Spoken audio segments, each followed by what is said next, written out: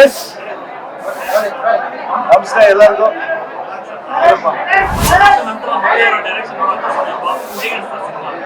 ಅದೇ ನಾವು ಅದೃಷ್ಟ ಅಂತ ಹೇಳ್ಬೇಕು. ಉಪ್ಪಿ ಸರ್ ಜೊತೆನೆ ಅವರೇ ಇವತ್ತು ಕರೆದು ಸಿನಿಮಾ ತೋರಿಸ್ತಾ ಇರೋದು.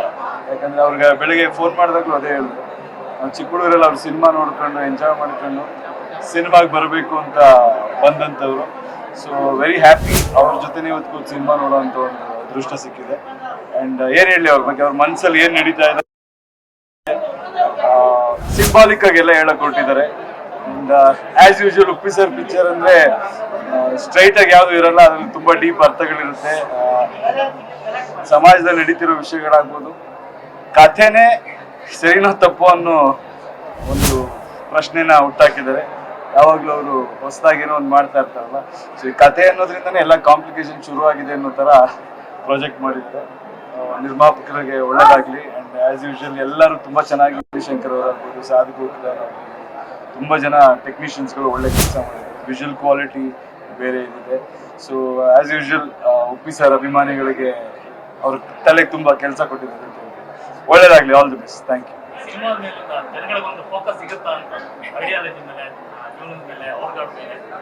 ಅವರೇ ಹೇಳಿದ್ರೆ ಅವರೇ ಹುಡ್ಕೋಬೇಕು, ಯಾರು ಹುಡ್ಕೊಡಕ್ಕಾಗಲ್ಲ ಅಂತ ಕಥೆಯಲ್ಲಿ.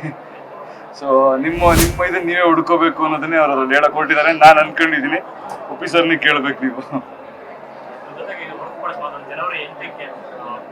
ಈಗ ಈ ಸಿನಿಮಾದ ಮಾಡಿ ಒಳ್ಳೇದಾಗಿ. Thank you. ಎಲ್ರಿಗೂ ನಮಸ್ಕಾರ. ಉಪ್ಪಿ ಸರ್ನ ಪರದೆ ಮೇಲೆ ನೋಡೋದೇ ಒಂದು treat.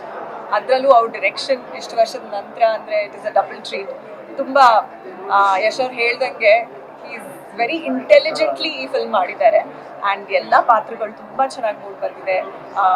They look very nice. Performance ಕೂಡ ನಮಗೆ ಒಂದು ಟ್ರೀಟ್ ಥರ. ಆ್ಯಂಡ್ ಒಂದು ಕಥೆಗಿಂತ ಒಂದು ಯೋಚನೆ ಮಾಡುವಂಥ ವಿಷಯಗಳು ತುಂಬ ಸಾಕಷ್ಟಿದೆ ಈ ಸಿನಿಮಾದಲ್ಲಿ. ಸೊ ನಾವಂತೂ ಎಂಜಾಯ್ ಮಾಡಿದ್ವಿ.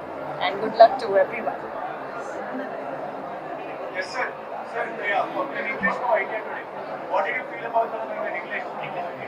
Firstly, I'm a huge fan of Uppi sir. So he's been a huge inspiration for many actors in Karnataka, and I think a lot of technicians have always been inspired by him, and it's somebody who we look up to, and he's been inspiring us every now and then. And now he's come with a new film. As usual, he has come with something very unique. It's never about just making another cinema for entertainment. He always comes up with some deep hidden meaning and philosophical things he tries to narrate in this film. I'm happy, and I hope people will. I'll let you know. Working on it. Thank you. Thanks a lot.